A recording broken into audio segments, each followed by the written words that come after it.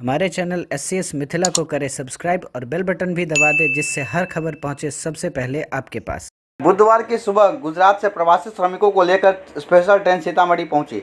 गुजरात से आई उक्त ट्रेन में लगभग 1200 यात्री शामिल थे, जिनमें से 1075 यात्री सीतामढ़ी के हैं, 84 पूर्वी चंपारण और बाकी पश्चिमी चंपारण के हैं।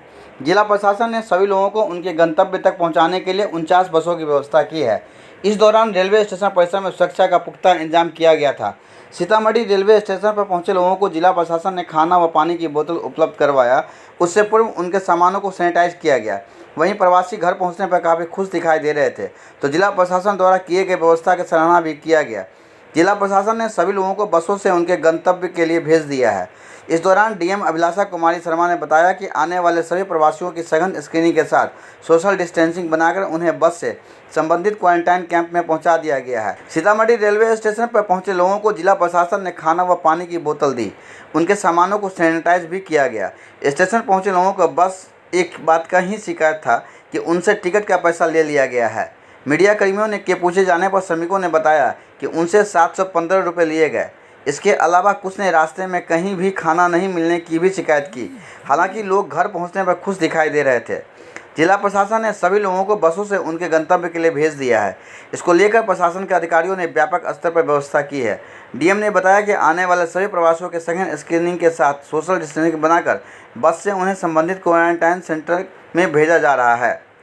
शहर से सटे बरियारपुर उच्च विद्यालय में वाहन कोषांक बनाया गया है। डीएम ने अधिकारियों को निर्देश दिया है कि पूरी सजगता के साथ सोशल डिस्टेंसिंग का अनिवार्य रूप से पालन करते हुए सभी प्रवासियों को उनके संबंधित क्वारंटाइन कैंप में भेजना सुनिश्चित करेंगे।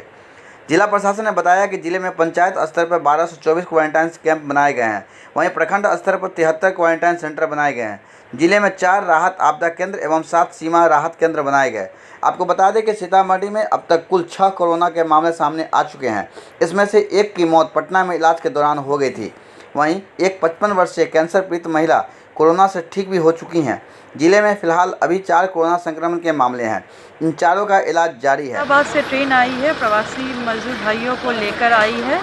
यहाँ वो लोग सामाजिक दूरी का पालन करते हुए सभी आगे बढ़ रहे हैं। सभी अपने अपने प्रखंड में जाएंगे।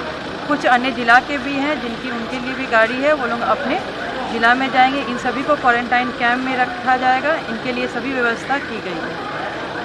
SCS मिथिला के लिए सीतामढ़ी से भरत चौबे की रिपोर्ट।